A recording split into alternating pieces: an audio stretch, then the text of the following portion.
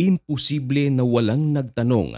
Baka naman drama lang ni President Donald Trump at ng presidente ng Ukraine na si Volodymyr Zelensky ang kanilang matinding tagpo sa Oval nitong nakaraang Biyernes. O baka naman isa ka rin sa mga nagtanong na baka kunwari lamang ni President Donald Trump na sinisigawan at tinuturo si Zelensky upang ipakita sa Russia na talagang kumakampi na si Trump kay Putin. Marami rin ang mga nagsasabi na baka acting lamang ni Zelensky at ni Trump ang naturang pangyayari. Pero sa likod ng napakatinding sigawan at sagutan ng magkabilang panig, meron palang isang napakatinding plano para sa Middle East. Pero paano kung totoo ang hinala ng iba?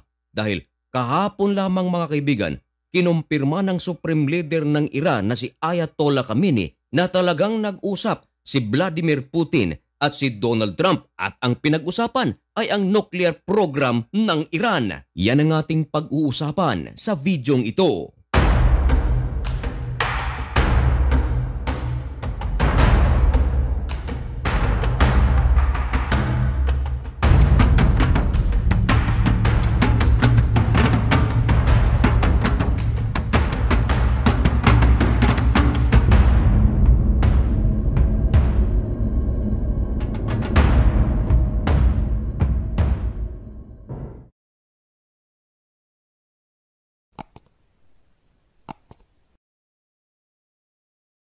Maligayang pagbabalik mga mahal kong kaibigan.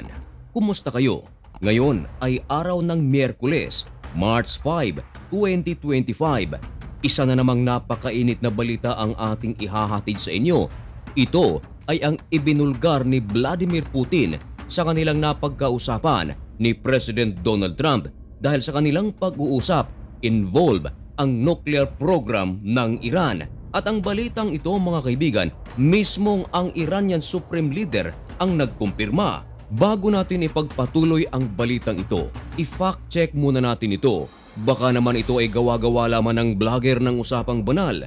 Baka naman ito ay walang katotohanan. Sa videong ito ay ating makikita ang isang napakalaking posibleng impact ng plano ni President Donald Trump sa Middle East. Of course, kinikilala ng maraming Arab world, maging ng Israel at ng Estados Unidos na ang bansang Iran ay threat sa peace and security sa Middle East. Dati nang sinabi ni President Donald Trump sa kasagsagan pa lamang ng kanyang kampanya na sa kanyang muling pagtungtong bilang bagong Pangulo ng Estados Unidos ay malaki ang magiging pagbabago sa Middle East. At isa pa sa kanyang mga pangako ay ihihinto nito sa lalong madaling panahon ang giyera